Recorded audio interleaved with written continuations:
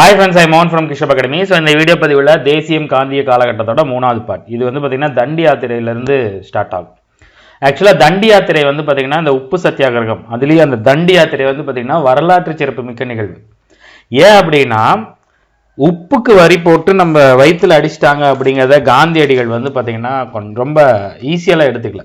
ஏன்னா ஆல்ரெடி நிறைய பிரச்சனை, காந்திக்கே கொஞ்சம் செல்வாக்கெல்லாம் குறைஞ்சி ஒரு மாதிரி வகுப்புவாதம் போயிட்டு இருக்கும்போது மறுபடியும் ஓரளவுக்கு தேசிய நீரோட்டத்தில் மக்களை கொண்டு வந்ததற்கான ஒரு முக்கிய முயற்சி தான் பார்த்தீங்கன்னா இந்த தண்டி யாத்திரை. சரிங்களா?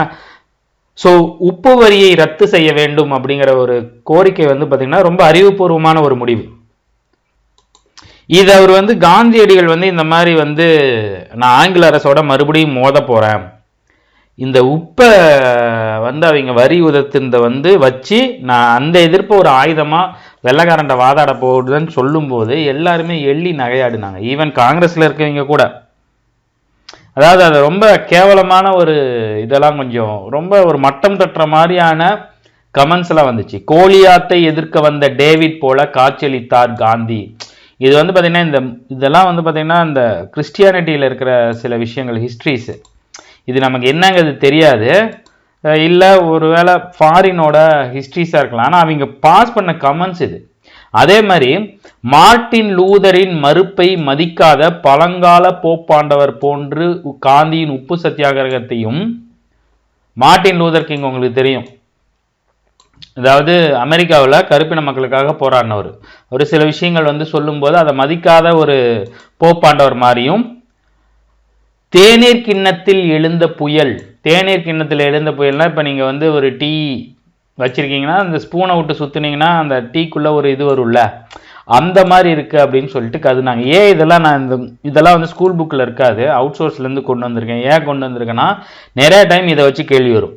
மேலும் இந்த அதிகார வர்க்கம் உப்பு சத்தியாகிரகத்தை கிண்டர் கார்டன் கிளர்ச்சியாக கருதுகிறது. இது நிறைய டிஎன்பிசியில் கேட்கப்பட்ட ஒரு கேள்வி.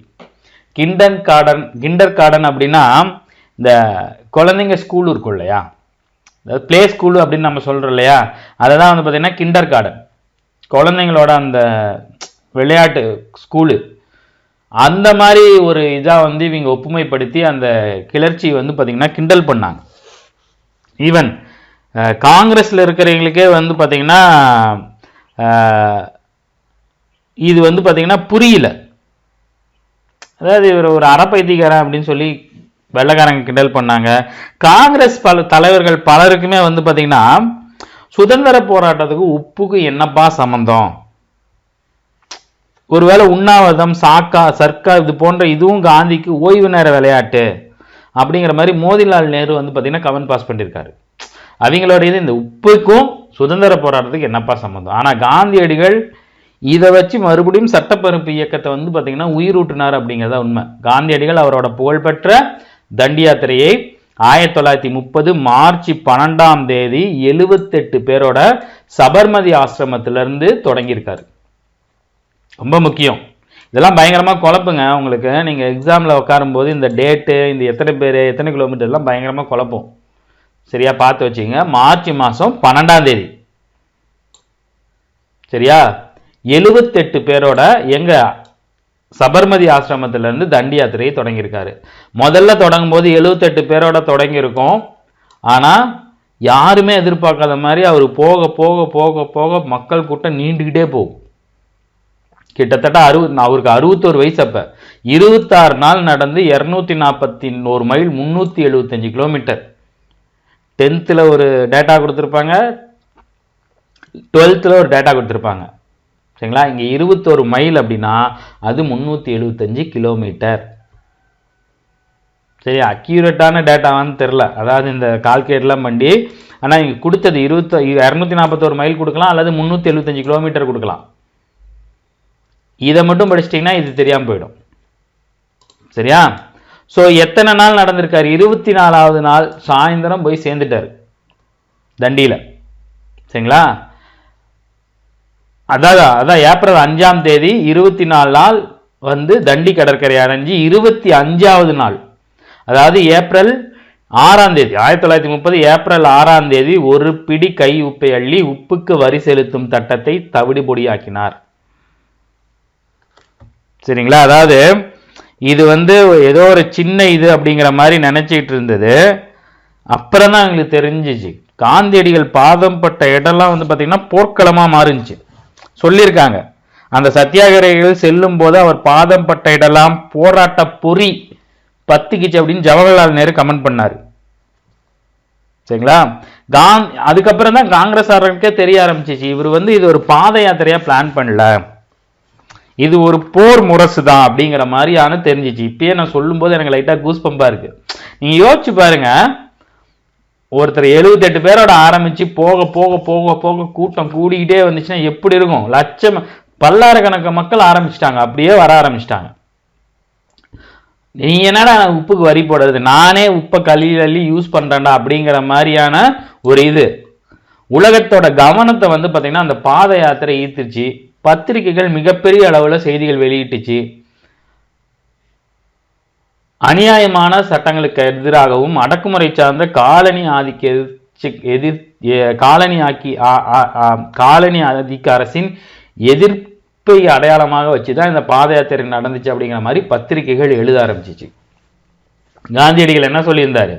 அவருக்கு ஒரு டேட்டு கொடுத்திருந்தாரா, மார்ச் 31க்குள்ள பண்ணுங்க அப்படின்னு. அந்த ஆளு காதிலேயே வாங்கல, மார்ச் மாசம் ஆரம்பிச்சிட்டாரு. சரிங்களா? காந்தியடிகள் விடுத்த அறிக்கையில் ஏப்ரல் 13ஆம் நாள் வரையிலான காலத்தை தேசிய வாரமாக கொண்டாட வேண்டும், அப்போதுதான் உப்பு சத்தியாகிரகத்தை மக்கள் மேற்கொள்ள வேண்டும். அதாவது என்ன சொல்லியிருக்காருன்னா இது வந்து பெரிய அளவில் கொண்டு போகணும். ஸோ ஏப்ரல் 30 அவர் ஏப்ரல் 6 எழுதியிருப்பாரு, ஏப்ரல் 13 வரைக்கும் நீங்க இதை தேசிய வாரமாக கொண்டாடுங்க அப்படின்னு அறிக்கை ரிலீஸ் பண்ணியிருப்பாரு. யாரெல்லாம் உப்பு சத்தியாகிரகத்தில் கலந்துக்க முடியலையோ நீங்களாம் என்ன பண்ணுங்க, அந்நிய துணியை புறக்கணித்து கதரை பயன்படுத்துங்க அப்படிங்கிற பிரச்சார பணியில ஈடுபடுறாரு. புரியுதுங்களா? இந்த போராட்டம் சாதாரண ஒரு பாத யாத்திரை சின்னதா இருக்குன்னு நினைச்சாங்கன்னா பெரிய அளவுல ஒரு சலசலப்பை உண்டு பண்ணுச்சு. சுபாஷ் சந்திர போஸ் தண்டி யாத்திரை வந்து பாத்தீங்கன்னா நெப்போலியனின் எல்பா பாரிஸ் யாத்திரையோட தொடர்பு படுத்திக்கூடிய. எல்பா பாரிஸ்னா நெப்போலியன் எல்பாவில இருந்து பாரிஸ் வரைக்கும் போகும்போது அவங்களோட மக்கள் வந்து கூட ஆரம்பிச்சாங்க. ஒரு வரலாற்று சிறப்பு மிக்க நிகழ்வு. அதை வந்து பாத்தீங்கன்னா சுபாஷ் சந்திர போஸ் நினைவு கூர்ந்து இதுவும் அதுவும் ஒண்ணுதான் அப்படிங்கிற மாதிரி சொல்றாரு. நிறைய பேர் நிறைய விஷயங்கள் சொல்றாங்க.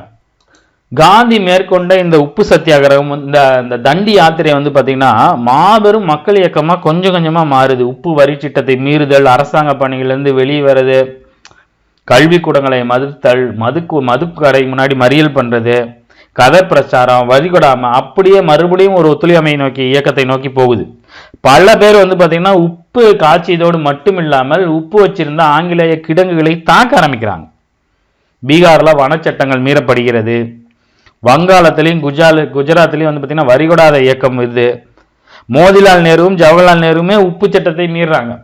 ஆரம்பத்தில் கிண்டல் பண்ண மோதிலால் நேருமே இது ஒரு பெரிய ஒரு விளையாட்டா பேசிட்டு இருக்காரு அப்படின்னு நினைச்சிட்டு இருந்தீங்க எல்லாருமே வந்து பார்த்தீங்கன்னா இது இயக்கமாக மாறும்போது அதை மறுபடியும் அவங்க கையில் எடுக்கிறாங்க. தண்டியில் மட்டும்தான் இந்த மாதிரி யாத்திரைகள் நடந்துச்சான்னு வந்து பார்த்தீங்கன்னா இல்லை, இந்தியா முழுவதும் நடந்தது. நம்ம தமிழ்நாட்டில் வேதாரண்யம் உப்பு சத்தியாகிரகம் இவர் இருக்கார் இல்லையா, ராஜாஜி அரசியல் சாணக்கியர், அவரு தான் இங்க உப்பு சத்தியாகிரகத்தை கொண்டு போறார். சரிங்களா? ராஜாஜி தலைமையில 100 தொண்டர்களோட நோக்கி நடந்திருக்காங்க. இந்த தகவல் வந்து பாத்தீங்கன்னா சில இடத்துல முன்னுக்கு பின் முரணா வருது. சரிங்களா? சில இடத்துல 100ன்னு போட்டிருக்காங்க, சில இடத்துல இன்னும் கம்மியா போட்டிருக்காங்க. நிறைய பேர் வந்தாங்க, அதுல ஒரு 100 பேர் செலக்ஷன் பண்ணதா அவுட் சோர்ஸ் புக்ல இருக்கு. நம்ம முடிஞ்ச வரைக்கும் அதையே எடுத்துக்கலாம். சரிங்களா? இப்ப இந்த இது வந்து பாத்தீங்கன்னா கிட்டத்தட்ட ஒரு 150 மைல் திருச்சியிலிருந்து தொடங்கி 150 மைல் தஞ்சாவூர் மாவட்டத்தோட கடற்கரை கிராமம் வேதாரண்யம் வரைக்கும் இந்த நடைப்பயணம் மேற்கொள்றாங்க. ஏன்னா நீங்க வந்து உப்பு காய்ச்சற இடத்துக்கு தானே போய் நீங்க அள்ள முடியும். சரியா? ஏன் ராஜாஜி அப்படின்னு வந்து பாத்தீங்கன்னா அவர் அப்பதான் தமிழ்நாடு காங்கிரசின் கட்சியின் தலைவராக இருந்தார். அது மட்டும் இல்லாம காந்தி க்ளோஸ். ஏப்ரல் 13 இவர் தேசிய வாரமா கொண்டாடணும்னு சொன்னாங்க இல்லையா, அன்னைக்கு ஆரம்பிக்கிறார். ஏப்ரல் 13ல ஆரம்பிச்சு ஏப்ரல் 28 கிட்டத்தட்ட ஒரு 15 நாள்ல 150 மைல், ஒரு நாளைக்கு 10 கிலோமீட்டர். இவர் போற பக்கம்லாம் இவருக்கு மிகப்பெரிய அளவுல ஆதரவு கூடுது. வந்துகிட்டே இருக்காங்க பல பேர். தஞ்சாவூர் மாவட்ட கலெக்டரா இருந்த தாரர் அப்படிங்கிற அவங்களுக்கு யாராவது நீங்க இடங்கிடம் கொடுத்தீங்க அப்படின்னா உங்களையும் நான் தண்டிப்பேன் அப்படின்னு சொன்னதை பொருட்படுத்தாத மக்கள் அவர்களுக்கு மிகப்பெரிய அளவில் வரவேற்பும் உற்சாகமும் ஆதரவும் கொடுக்குறாங்க. மிகப்பெரிய அளவில் சாப்பாடு கொடுக்குறாங்க, இங்கே எங்கள் வீட்டில் வந்து தூங்குங்க அப்படிங்கிறாங்க. போராட்டம் மிகப்பெரிய அளவில் போகுது. யாரெல்லாம் நீங்கள் உணவும் உறைவிடம் கொடுக்க தயாராக இருந்தீங்களோ அவங்களெல்லாம் கடுமையான நடவடிக்கைகள் எடுக்கப்பட்டுச்சு. ஆனாலும் அவர்களுக்கு மிகப்பெரிய அளவில் வரவேற்பு இருந்தது. கும்பகோணம், செம்மங்குடி, திருத்துறைப்பூண்டி இந்த வழியாலாம் அவர் போகும்போது மிகப்பெரிய அளவில் அவருக்கு ஆதரவு இருந்துச்சு. யாருக்கு? ராஜாஜி அவர்களுக்கு. வேதாரண்ய உப்பு சத்தியாகிரகம் உண்மையில் சவுத்தில் தென்னிந்தியாவில் மக்களை தட்டி எழுப்பிய ஒரு விழிப்புணர்வு போராட்டம். சரியா? இதே மாதிரி டி பிரகாசம் ஆந்திர கேசரியும் நாகேஸ்வர ராவும் மெரினா கடற்கரையில் உப்பு காய்ச்சிருக்காங்க. இவங்க எங்க? வேதாரண்யம். இவங்க 2 பேரும் மெரினா கடற்கரை. ஸோ எல்லாத்தையும் கைது பண்றாங்க. டி பிரகாசம், நாகேஸ்வரராஜ், ராஜகோபாலாச்சாரி எல்லாத்தையும் கைது பண்றாங்க, அபராதம் விதிக்கிறாங்க. இந்த அபராதம், இந்த செயல்கள் வந்து பார்த்தீங்கன்னா பத்திரிகைகள் மிகப்பெரிய அளவில் கண்டனம் தெரிவிக்குது. ஆச்சரியத்தக்க வகையில் பெண்கள் நிறைய பேர் கலந்து கொண்டு தடியடிக்கு ஆளாகிறாங்க. துப்பாக்கி சூடும் நடத்தப்படுது. வன்முறை முடிவுக்கு கொண்டு வருது. துப்பாக்கி சூடி நடத்தி தான் இந்த பிரச்சனையை வந்து வெள்ளைக்காரங்களால் தீர்க்க முடிஞ்சிச்சு. அதே மாதிரி அந்த பக்கம் வடமேற்கு எல்லை மாகாணத்தில் கான் அப்துல் கபார் கான், இவர் தான் எல்லை காந்தின்னு சொல்லுவாங்க. ஏன்னா இவர் வடமேற்கு எல்லை மாகாணம், அந்த பாகிஸ்தான் அந்த பக்கம் இருப்பார். ஆனால் இவர் காந்தியோட மிகப்பெரிய பற்றாளர். அதனால இவர் என்ன சொல்லுவாங்க? எல்லை காந்தின்னு சொல்லுவாங்க. சரியா? இந்த இயக்கத்துக்கு அவர் அந்த வடமேற்கு எல்லை மாகாணத்தில் அந்த பலுஜிஸ்தான், பாகிஸ்தான் அந்த பக்கம் இருக்கு இல்லையா, அங்க இருக்கிற இயக்கத்துக்கு தலைமையேற்றிருக்காரு. இவர் ஒரு இயக்கம் வச்சிருந்தார். அந்த இயக்கத்தோட பேர் வந்து பார்த்தீங்கன்னா குடை கிட் மட்கர் செஞ்சட்டைகள் இயக்கம். இது டிஎன்பிசி தேர்வில் கேட்கப்பட்ட ஒரு கேள்வி. சரிங்களா? காந்திய கைது பண்றாங்க. கைது பண்ணி வழக்கம் போல ஒரு ஏரவா சிறையில் அழைக்கிறாங்க. ஆனா இந்த பாயிண்ட், இப்ப நான் சொல்ல போற பாயிண்ட் ஒரு டிஎன்பிசி குரூப் 1 கொஸ்டின். குரூப் 1 கேட்டிருக்காங்க. காந்தி கைது செஞ்சதுக்கு அப்புறம் இந்த உப்பு சத்தியாகிரகத்தை யாராவது கொண்டு போகணும் இல்லையா, அதுக்கு யாரை செலக்ட் பண்ணியிருப்பாருன்னா அப்பாஸ் தியாப்ஜி.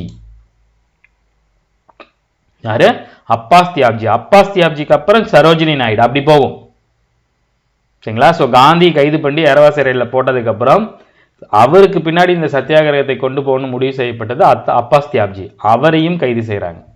அதற்கப்புறம் ஜவஹர்லால் நேரு, கான் அப்துல் கபார் கான், மோதிலால் நேரு எல்லா தலைவர்களும் விரைவாக அடுத்தடுத்து கைது செய்யப்படுகிறார்கள். சூரட் மாவட்டத்தில் தர்சனா அப்படிங்கிற ஒரு இது வந்து தர்சனா உப்பு சத்தியாகிரகம்னு சொல்லுவாங்க. அங்கே ஒரு உப்பு மண்டி இருக்கு. அந்த மண்டியை சரோஜினி நாயுடும் அவர்களோட தலைமையில் இருக்கிற தொண்டர்களும் தாக்குறாங்க. சரோஜினி நாயுடு கைது செய்யப்படுறாங்க. ஸோ தர்சனா உப்பு சத்தியாகிரகம் இதுவும் டிஎன்பிசியில் பழைய கொஸ்டின்ல இருக்கிறது தான். சரிங்களா? அதே மாதிரி கல்கட்டா, கர்நாடகாவில் சாணிக்கட்டா அப்படிங்கிற ஒரு இடத்துல இருக்கிற உப்பு மண்டி தாக்கப்படுது. மிகப்பெரிய அளவில் இந்தியா பூராவும் இந்த உப்பு சத்தியாகிரகம் நடத்துது. மதுரையில் வந்து பார்த்தீங்கன்னா சௌராஷ்டிரா மக்களின் தனிப்பெரும் தலைவராக திகழ்ந்த எம்ஆர் சுப்பராமன் சௌராஷ்டிரா மக்கள் தலைவர். ஆனால் அவரை அந்த ஒரு இதுக்காக பார்க்கல மக்கள், வந்து அவரை மதுரை காந்தின்னு கூப்பிட்டாங்க. மகாத்மா காந்தி அவரு, எல்லை காந்தி கான் அப்துல் கபார் கானு, மதுரை காந்தினா எம்ஆர் சுப்பராமனு, கருப்பு காந்தி அப்படின்னா கர்ம வீரர் காமராஜர். சரியா?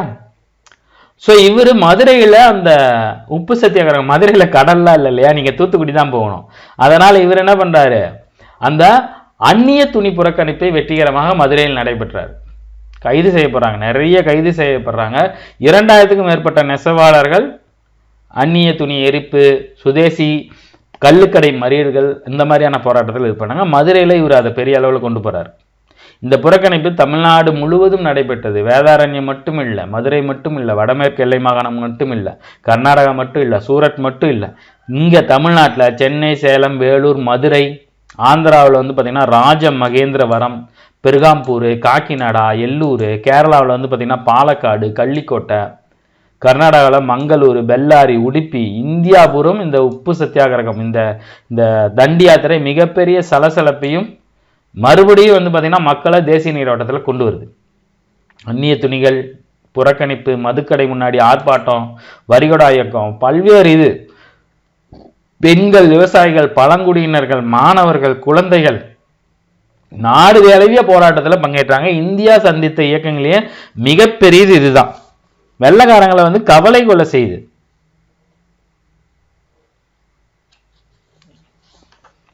இது மட்டும் இல்லாம இன்னும் நிறைய விஷயங்கள்லாம் நடக்குது. பம்பாயில வந்து பாத்தீங்கன்னா முழு வேலை நிறுத்தம் அறிவிக்கப்படுது. கோலாப்பூர்ல போலீஸ் நிலையம் கொளுத்தப்படுது. அங்க துப்பாக்கி சூடு நடந்து 25 பேருக்கு மேல சாவறாங்க. கல்கத்தாவில் வந்து பாத்தீங்கன்னா துப்பாக்கி சூட்டு மூலமா தான் கலவரம் முடிஞ்சுச்சு. மிகப்பெரிய அளவில் இந்த போராட்டம் நடைபெற்றது. இது இல்லாம இன்னும் நிறைய பகுதியில் நடந்துச்சு. மலபார்ல வந்து பாத்தீங்கன்னா நடந்துச்சு. அதற்கு தலைமை தாங்கியவர் வந்து பார்த்தீங்கன்னா கேலப்பன். இவர் வந்து பார்த்தீங்கன்னா வைக்கம் சத்தியாகிரக தலைவர்.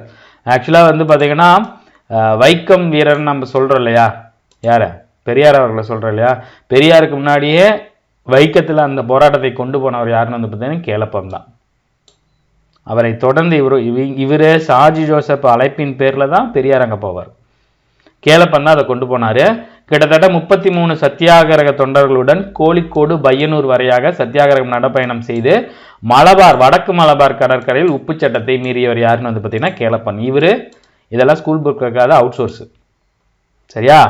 ஆந்திராவில் வந்து பார்த்தீங்கன்னா மிலிட்ரி ஸ்டைல் கேம்ப்ஸ், சிபிராம்ஸ், மிலிட்ரியில இருந்தவங்களே கேம்ப் மாதிரி போட்டிருக்காங்க. 21 நபர்கள் கலந்துக்கிட்டாங்க. சிபிராம்ஸ் அப்படின்னு சொல்லுவாங்க. ஒரிசாவில் வந்து பார்த்தீங்கன்னா பாலசோர் அப்படிங்கிற பகுதியை கோபாபந்து சவுதி அப்படிங்கிறவர் என்ன பண்ணாரு, இந்த உப்பு சத்தியாகிரகத்தை ஒரிசாவில் பண்ணியிருக்காரு. 1930 ஏப்ரல் 9 13 உப்பு சட்டம் மீறி இருக்காரு. அஸ்ஸாமில் வந்து பார்த்தீங்கன்னா பெரும்பாலும் இளைஞர்கள். இது வந்து பார்த்தீங்கன்னா ஜேபி கன்னிங்ஹாம் அப்படின்னு அசாமோட ஒரு ஆளுநர் வந்து பார்த்தீங்கன்னா சுற்றறிக்கை அனுப்பும்போது அந்த சுற்றறிக்கைக்கு எதிராக அசாமில் இந்த உப்பு சத்தியாகிரகத்தை வேற வழியில் வந்து பார்த்தீங்கன்னா இந்த இளைஞர்கள் போராடினாங்க. அசாம்லலாம் வந்து பார்த்தீங்கன்னா உங்களுக்கு கடல் கிடையாது. சரிங்களா? வடகிழக்கு இந்திய மாகாணம் அப்படின்னு வரும்போது ராணி காயிந்தில்யூ, இது ரொம்ப முக்கியம். ஏன்னா 13 வயசுலேயே இங்கே போராட்டத்தில் கலந்துக்கிட்டாங்க. 16 வயசுல 1932 இந்த உப்பு சத்தியாகிரகத்தப்ப கைது செய்யப்பட்டு 16 வயசுலேயே கைது செய்யப்பட்டு 47 தான் ரிலீஸ் பண்ணியிருக்காங்க இவங்களை. எத்தனை வருஷம் உள்ள இருந்திருக்காங்கன்னு பாருங்க. 32 உள்ள போனவங்க 47 வரைக்கும், கிட்டத்தட்ட ஒரு 15 வருஷம் உள்ளேயே இருந்திருக்காங்க. 16 வயசுல கைது செய்யப்பட்டு அவங்களோட இளமை வாழ்க்கை ஜெயிலேயே போயிடுச்சு.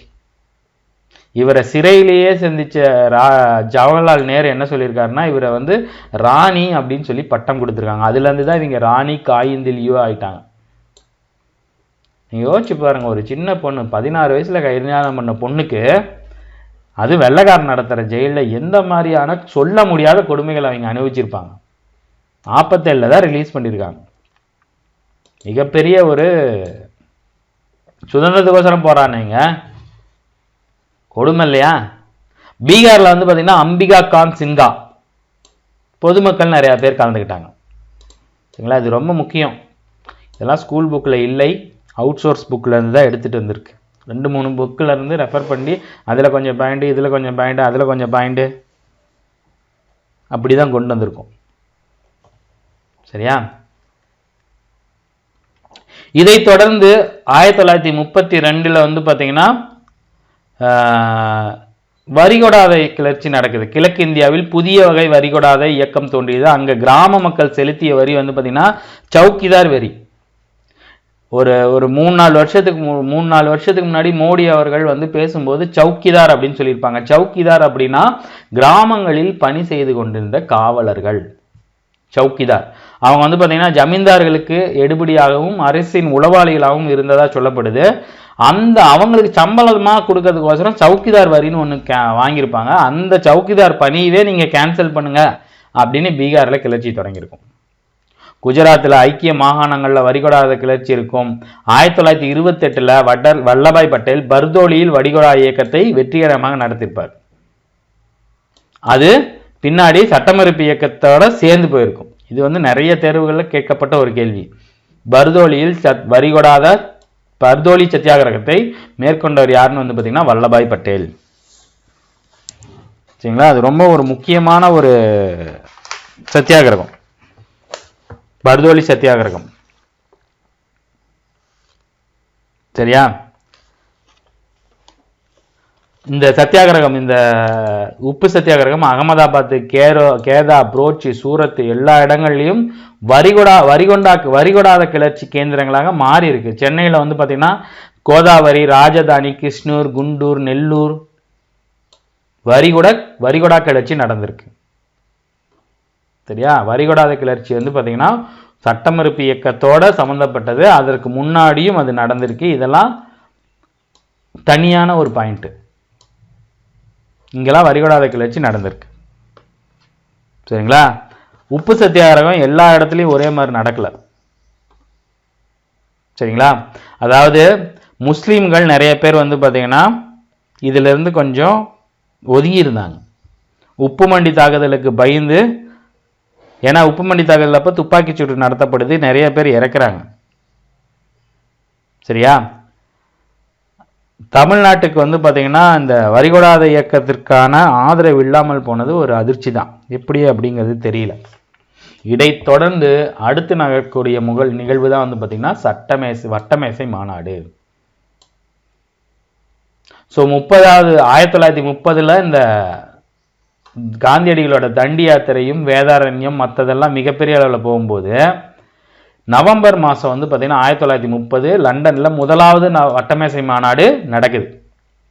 பிரிட்டிஷ் பிரதமராக இருந்த ராம்சே மெக்டொனால்டு மாகாண சுயாட்சியுடன் கூடிய மத்திய அரசு பற்றிய யோசனையை அங்கே தான் அறிவிக்கிறார். ஆனால் ஃபர்ஸ்ட் வட்டமேசை மாநாடுல காங்கிரஸ் தலைவர்லாம் உப்பு சத்தியாகிரகத்தில் ஈடுபட்டு சிறையில் இருக்காங்களா, யார் கலந்துப்பாங்க? யாருமே கலந்துக்கல. காங்கிரஸ் மொத்தமாக கலந்துக்கல.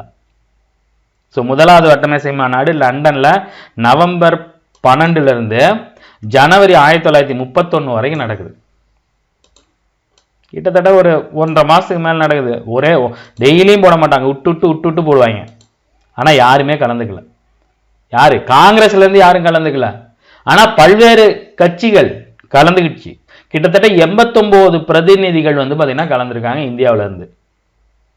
அந்த மாநாட்டுக்கு தலைமை தாங்கியவர் வந்து பாத்தீங்கன்னா பிரதமர் ராம்சே மெக்டொனால்டு. மாநாட்டில் இந்திய கூட்டாட்சி ஆட்சித்துறை, சட்டத்துறை, பொறுப்பாட்சியின் அடிப்படையில் மாநில அரசாங்கங்களை திருப்தி அமைத்தல் பல்வேறு விவாதங்கள் விவாதிக்கப்படுகிறது. ஆனா காங்கிரஸ்ல இருந்து ஒருத்தரும் கலந்துக்கல. காங்கிரஸ் காந்தியே கலந்துக்கல. அது எந்த முடிவை எட்ட முடியும்? மற்ற 89 பேர் கலந்துருக்காங்க, பல்வேறு அரசியல் கட்சிகள் கலந்துருக்கு. ஆனா முடிவு காங்கிரஸ் இல்லாம எடுக்கவே முடியாது. காங்கிரஸ் சொல்றதுதான் மற்றதெல்லாம் கேட்டுதான் ஆகணும். ஏன்னா அதுதான் தேசிய நீரோட்டத்தை கொண்டு போயிட்டு இருக்கு. சரிங்களா? சிறுபான்மைவாத பிரச்சனைகளை பற்றி நிறைய கருத்துக்கள் இருக்கு.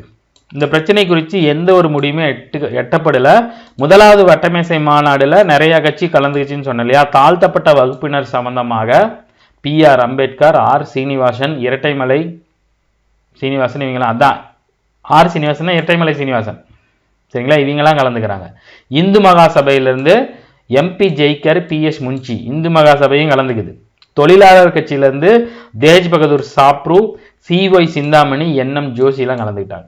முஸ்லீம் தரப்புல இருந்து ஆகா கான், முகமது அலி ஜின்னா, முகமது சஃபி, மௌலானா முகமது அலி ஜவஹர் இவங்க எல்லாமே முஸ்லீம் தலைவர்களுக்கு ரொம்ப முக்கியமான தலைவர். ஆகா கான், ஜின்னாவோட ஆகா கான்லாம் ரொம்ப முக்கியமான தலைவர். சீக்கியர் தரப்புல இருந்து சர்தார் சப்புரான் சிங். சரிங்களா? இந்திய கிறிஸ்தவர்ல இருந்து KT பவுல் கலந்துக்கிட்டார். இதெல்லாம் ரொம்ப முக்கியம். கேட்பாங்க, ஏதாவது ஒரு பேர் கொடுத்துட்டு இல்லை யாரு கலந்துக்கலன்னு கேட்பாங்க, யாரு கலந்துக்கிட்டாங்கன்னு கேட்பாங்க, இல்லை இவர் கலந்து கொண்டார், கூட்டு சரியா தவறான்னு கேட்பாங்க. சரியா? தமிழ்நாட்டில இருந்து யாராவது கலந்துக்கிட்டாங்கன்னா எஸ் கலந்துக்கிட்டாங்க. வழக்கம் போல காங்கிரஸ் கட்சிக்கு எதிரான நீதி கட்சி கலந்துக்கிச்சு. ஆற்காடு ராமசாமி முதலியார், AP ராமசாமி அப்படின்னு சொல்லுவாங்க இவரை. சரியா? AP பேட்ரோ கலந்துக்கிட்டாரு. பாஸ்கர ஜதாவ் அப்படிங்கிறவர் கலந்துக்கிட்டாரு. நீதி கட்சியில இருந்து கலந்துக்கிட்டீங்க, ரொம்ப முக்கியம். சரியா?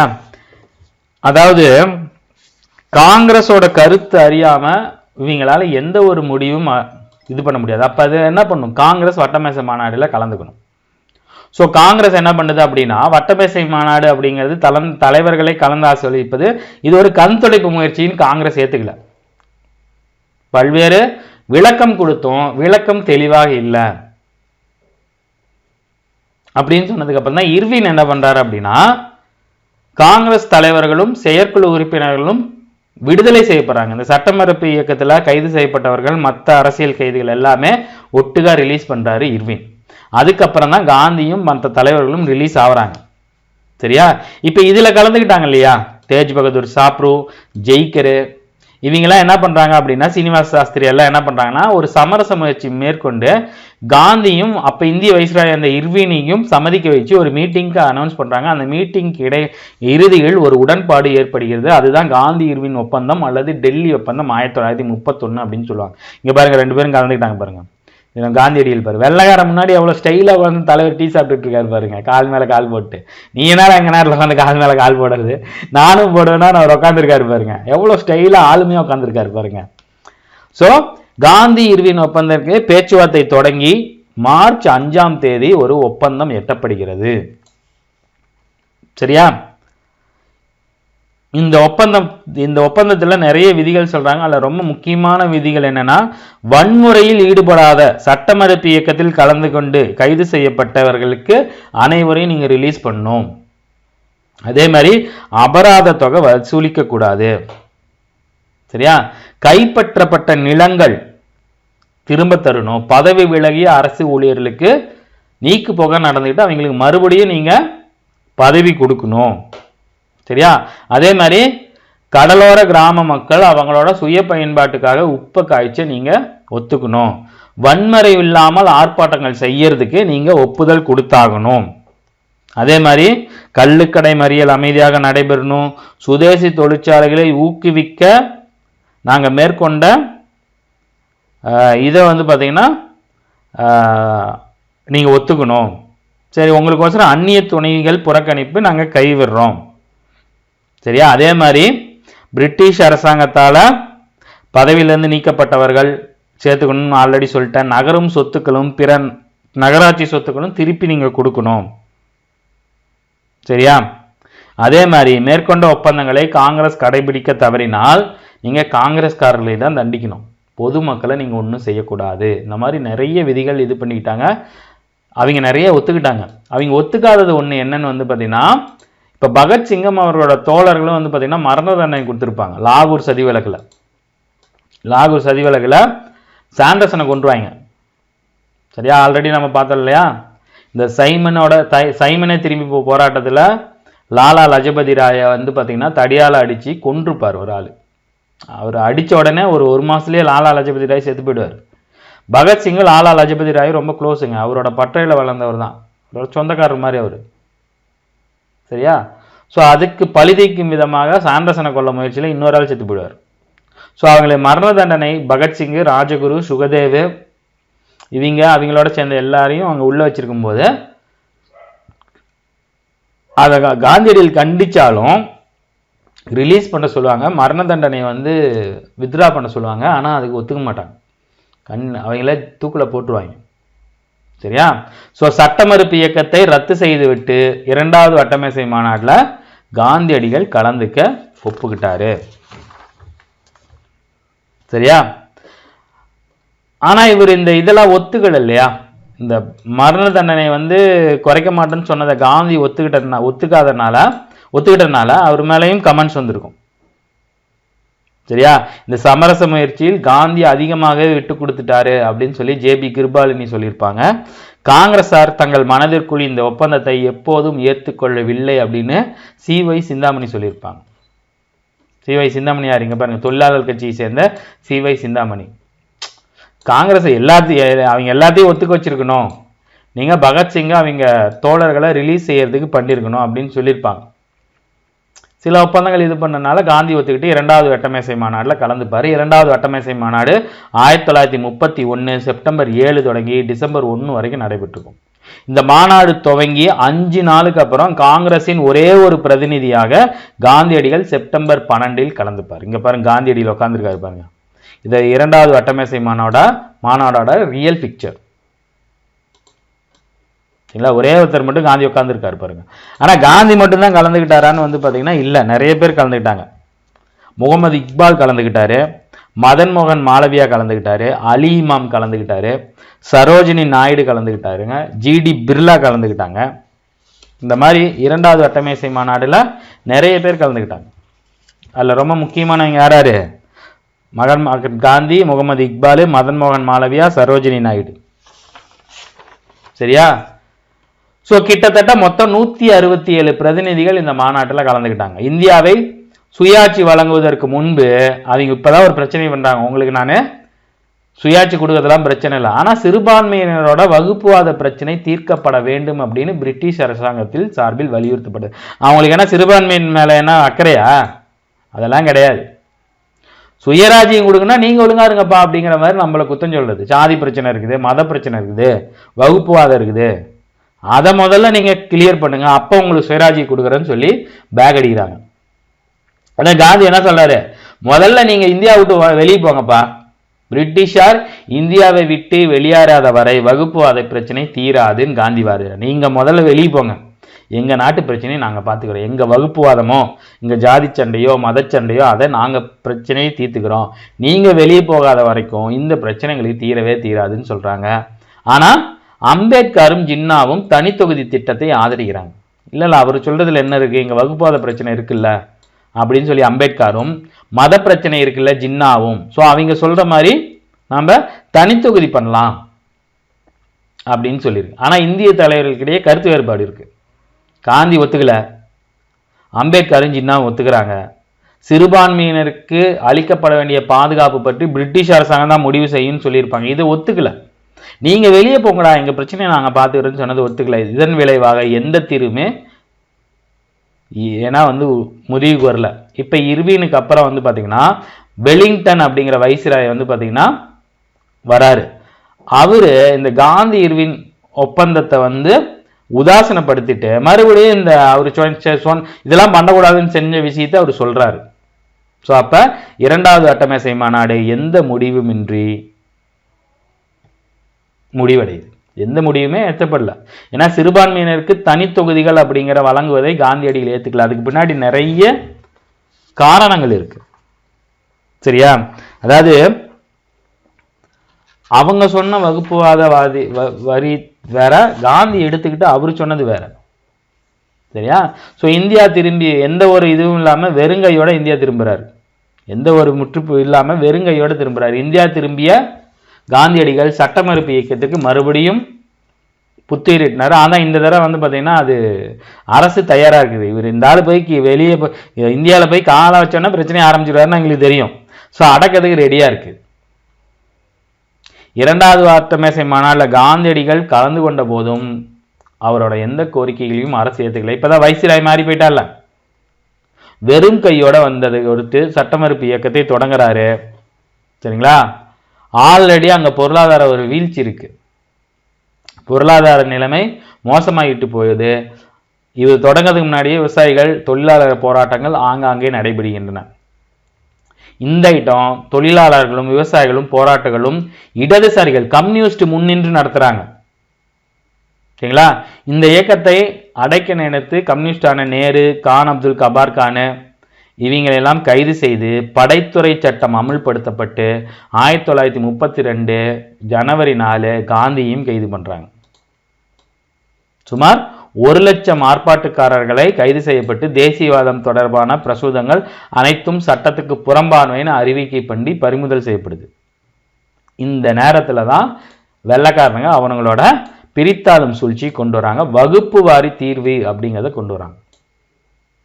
ரெண்டாவது வட்டமேசை மாநாட்டில் அவர் கலந்துக்கிட்டு போயிட்டாரு, எந்த முடிவும் எட்டப்படல. ஏன்னா இவங்க அந்த வகுப்புவாதத்தை வச்சுதான் காங்கிரஸே துண்டாட நினைக்குது. சுயராஜ்யம் கொடுக்க மாட்டோம்பா, ஏன்னா உங்க நாட்டில் வகுப்புவாத பிரச்சனை இருக்கு, அப்ப இவங்களை இன்னும் பிரிக்கணும் அப்படின்னு சொல்லிட்டு தான் இந்த வகுப்புவாரி தீர்வு. நிறைய இடங்கள்ல இதை பார்த்தீங்கன்னா கம்யூனிவல் அவார்டு அப்படின்னு சொல்லுவாங்க. கம்யூனிவல் அவார்டுனாலும் வகுப்புவாரி தீர்வுனாலும் ஒண்ணுதான். சரியா? 1932 ஆகஸ்ட் 16 இதை பார்த்தீங்கன்னா ஆகஸ்ட் நன்கொடைன்னு கூட சொல்லுவாங்க, ஆகஸ்ட் கொடை அப்படின்னு சொல்லுவாங்க. சரியா?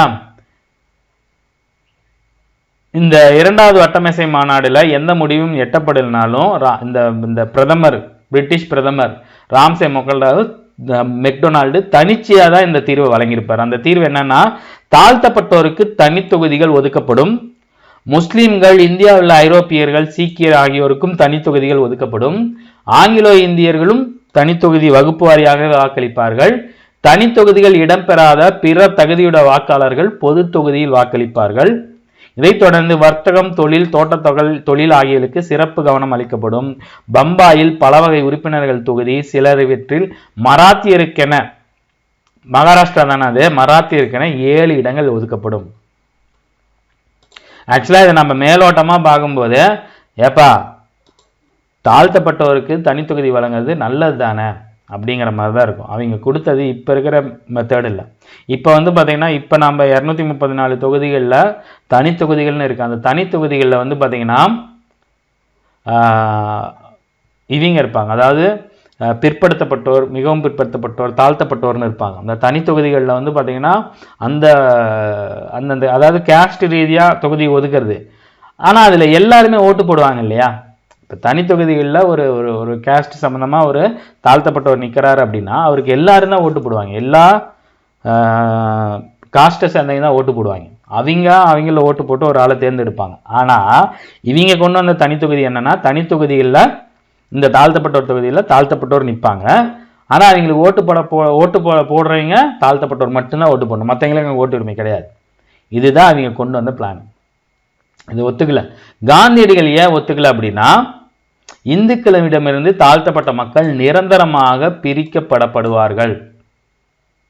நாடு சமயம், வகுப்பு, இனம், தொழில் ஆகியவற்றின் அடிப்படையில் பிரிக்கப்பட்டால் இந்தியாவில் ஒருமைப்பாடும் மதச்சார்பும் வகுப்பினரிடையே நிலவும் ஒற்றுமையும் சீர்குலைந்துவிடும். அதனால நான் இதை ஒத்துக்க மாட்டேன். நீங்க இந்த ஆகஸ்ட் என்னைக்கு அனௌன்ஸ் பண்றாரு, 16 அனௌன்ஸ் பண்றாரு. ஆகஸ்ட் 18 காந்தியடிகள் என்ன சொல்றாருன்னா, இந்த வகுப்பு வார்வை தீர்வை எதிர்த்து நான் சாகும் வரை உண்ணாவிரதம் இருக்க போறேன். அவரு சொல்ற பாயிண்டும் நம்மளுக்கு கரெக்டா தான் இருக்கு. இப்ப நீங்க அம்பேத்கர் பாயிண்ட் ஆஃப் வியூல இருந்து யோசிச்சு பாருங்க. அம்பேத்கர் ஒரு நல்ல குடும்பத்தில் தான் பிறந்தாரு. ஆனா அவர் வாழ்நாள் முழுவதும் இந்த ஜாதிய தீண்டாமையை அவரோட லைஃப்ல அனுபவிச்சிருக்காரு. அவர் படிச்சுட்டு ஃபாரின்ல படிச்சுட்டு ஃபாரிஸ்டர் பட்டத்தோட வருவாருங்க. ஒரு ஸ்கூலுக்கு வருவாரு, கோட் சூட்டு போட்டுட்டு பாடம் எடுப்பார். அவர் இங்கிலீஷ் பேசும்போது நிற்க முடியாது இருக்கிறவங்கிட்ட. ஆனா அந்த டீச்சர்ஸ் ரூம்ல அவருக்கு மட்டும் பானையில தனியா தண்ணி வச்சிருப்பாங்க, ஒரு தொட்டாங்குச்சி வச்சு குடிக்கிற மாதிரி. இவங்க மற்ற ஆசிரியர்களுக்கு தனியான ஒரு தண்ணி. எவ்வளவு கோவம் வரும், எவ்வளவு ஒரு என்ன மாதிரியான ஒரு டெஸ்பரேட்டான சுச்சுவேஷனுக்கு போவீங்க.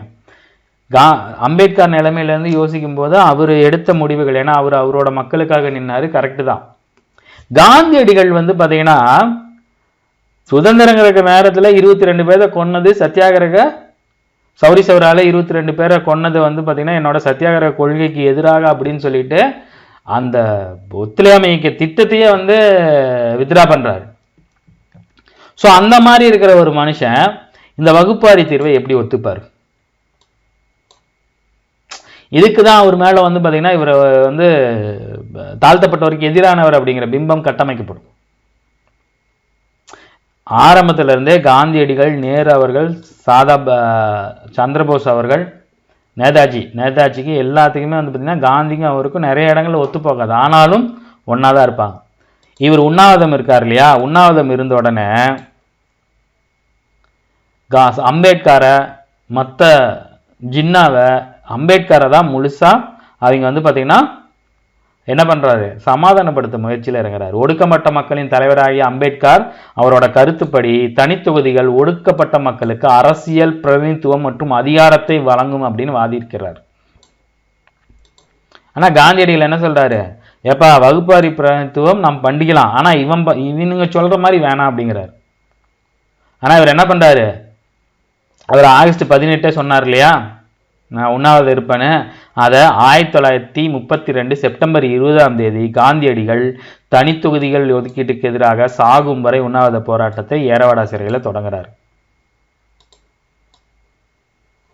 அவருக்கு அப்ப வயசு அதிகங்க, 69 பிறந்தவர், 32, 65க்கு மேல ஆகிப்போச்சு.